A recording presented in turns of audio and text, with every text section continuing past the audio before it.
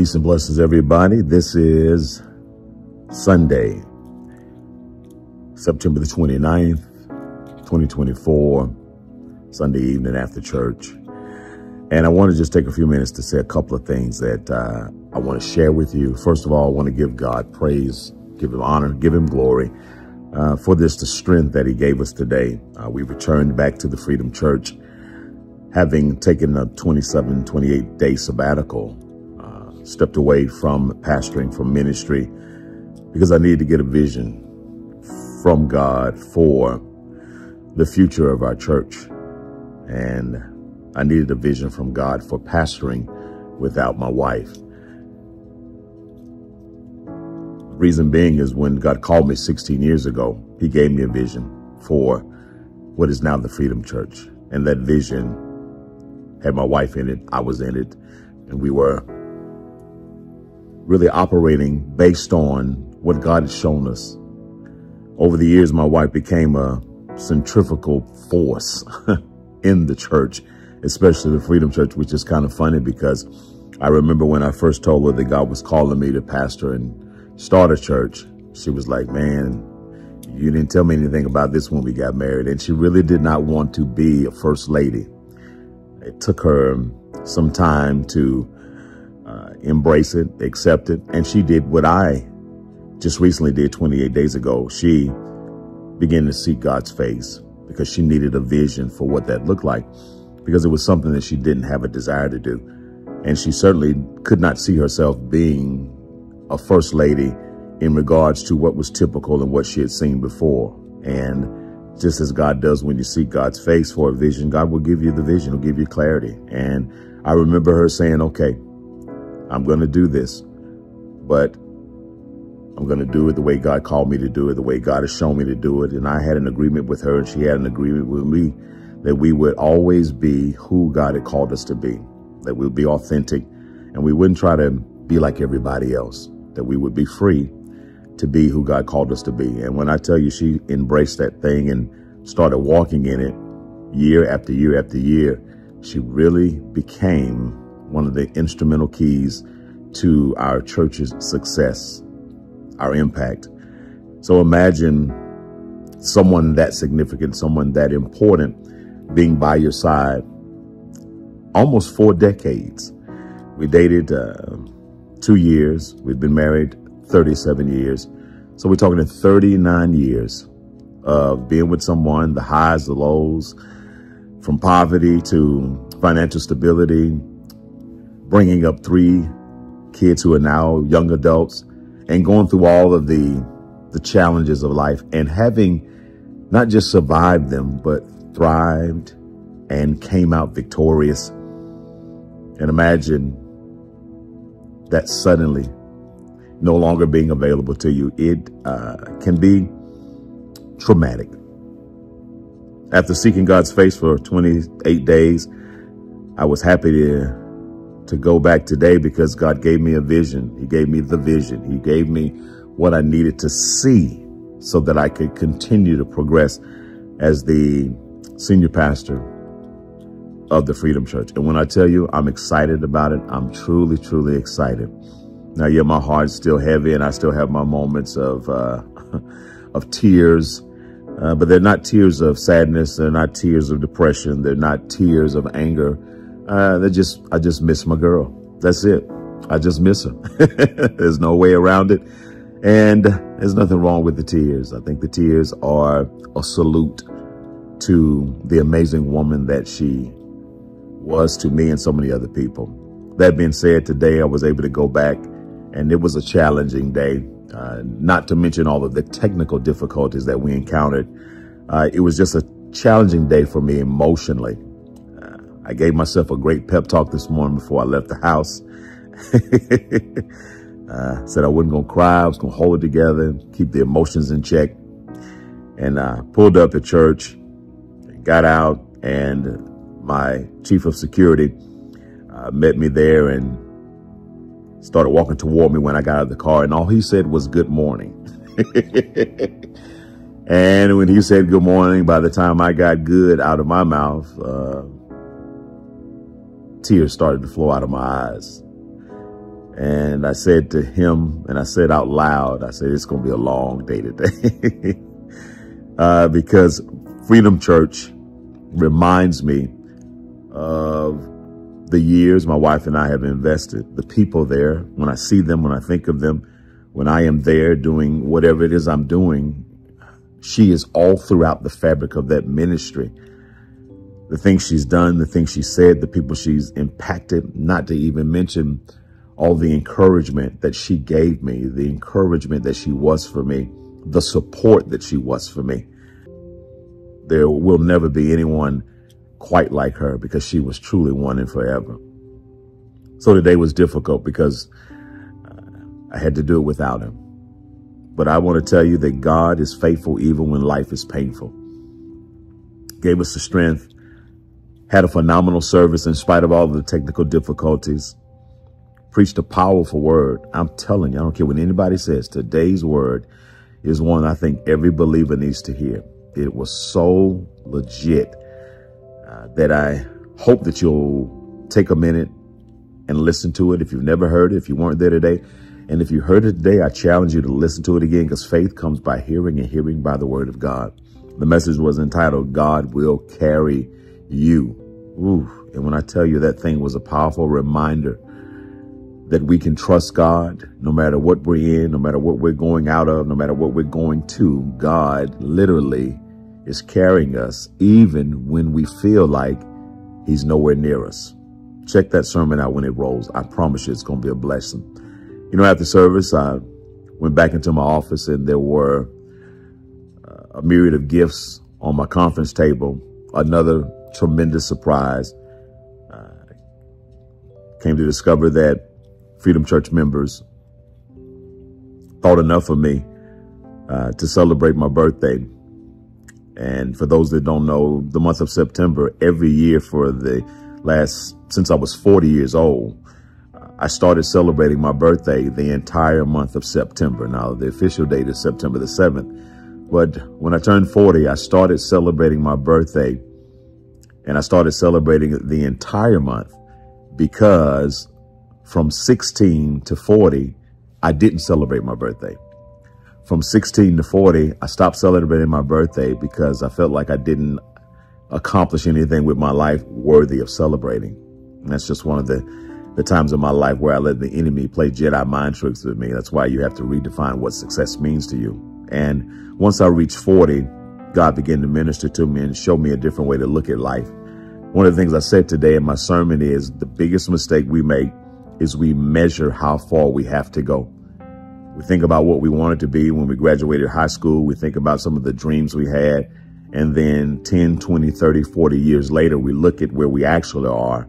And if we're not where we thought we would be, sometimes it can be discouraging. It can be depressing.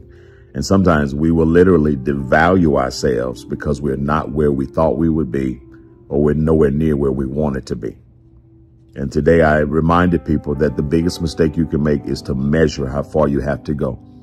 If you really want to recalibrate your mind and you really want to measure something, try this. Measure how far you've come. Oof. If you'll measure how far you've come, I promise you, you'll realize that you don't have a reason to hang your head. You don't have a reason to be depressed. You don't have a reason to beat yourself down. If you measure how far you've come, sure, you may not be where you want to be, but you can probably say, I'm not where I used to be. You can probably say, I'm a lot further along the path than I was 5, 10, 15, 20 years ago. So when I started doing that, when I turned 40, my whole world changed, and I literally began to celebrate my birthday, my born day, the entire month of September. But as you know, this year, August the 25th at 11:40 a.m., my beautiful queen, my wife, my friend, my homie, my lover, Pastor Letitia Wynn, she transitioned. She received her divine healing on the other side of this realm, and celebrating a birthday just seemed undesirable. I had no desire to celebrate, and I definitely wasn't going to do a month-long celebration. The actual day of my birthday was hard enough because it was the first birthday that I'd celebrated without my wife since I was 17 years old. So that 56th birthday, it was a rough one for me. I certainly wasn't trying to do a month-long celebration. So imagine today, after I preached the sermon, after I obeyed God, after I returned to Freedom Church, imagine today I go in my office and on my conference table is a myriad of gifts, cards, pictures, money. I mean, it was ridiculous. And yeah, I thought I had cried in my office.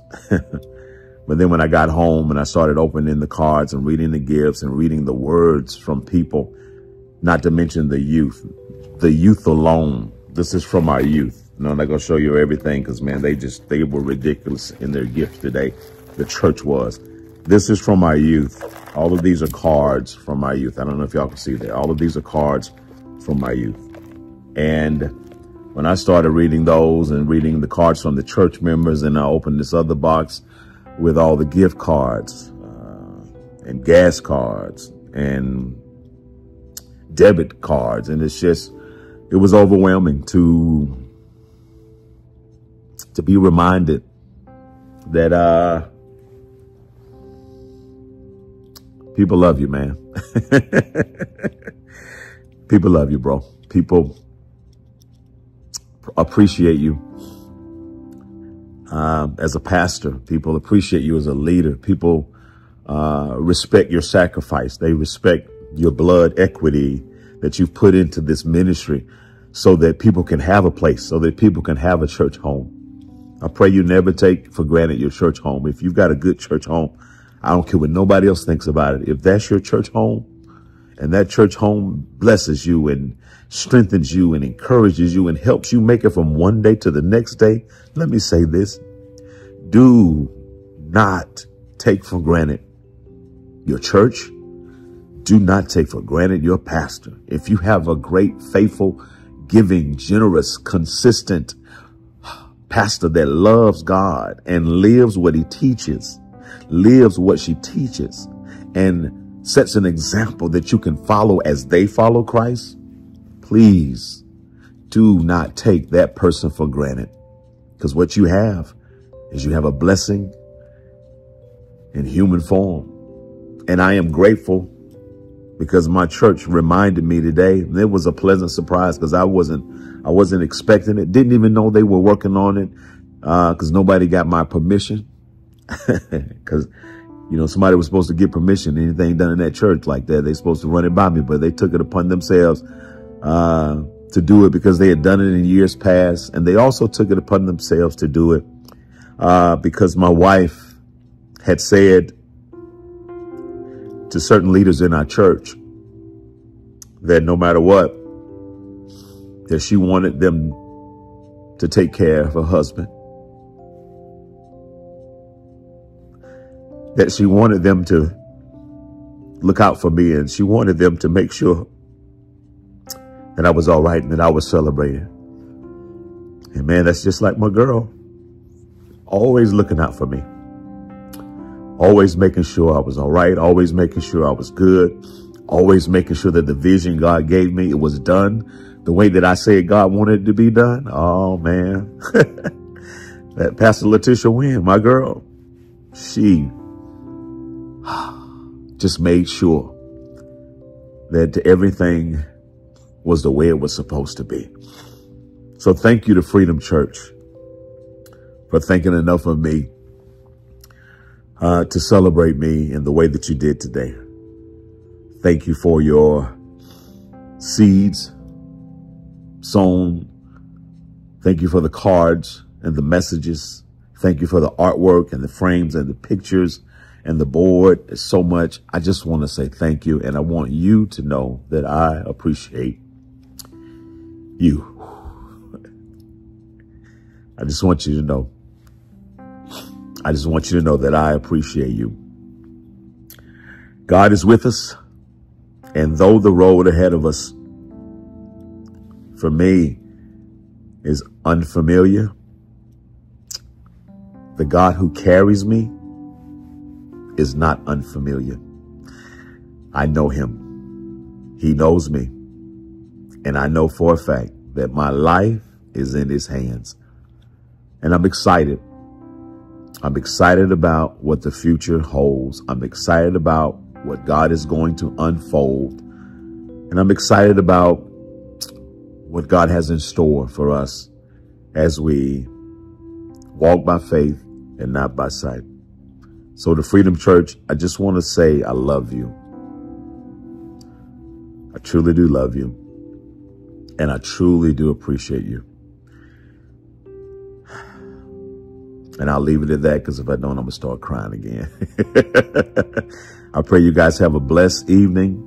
Remember our week. We have a unique week coming up, and I'll be reminding you about the different things happening this week. I'll be casting vision this week, meeting with people this week, sharing with them what is next and how we're going to move. So this is a great week. Monday, tomorrow, is Freedom Church Act of Kindness Day. Let me say that again. Freedom Church Random Acts of Kindness Day. We're asking all of our church members every Monday, from now until I say differently, every Monday, to go out into the world and make sure you do at least one random act of kindness. We want to make kindness the norm. And we do that not just at church, but we do that when we're away from the church. I love you. I'm praying for you. And I am grateful for the privilege and the opportunity to serve you, to be your pastor, and to be the person that God trusts to lead you from here to eternity. Have a blessed day.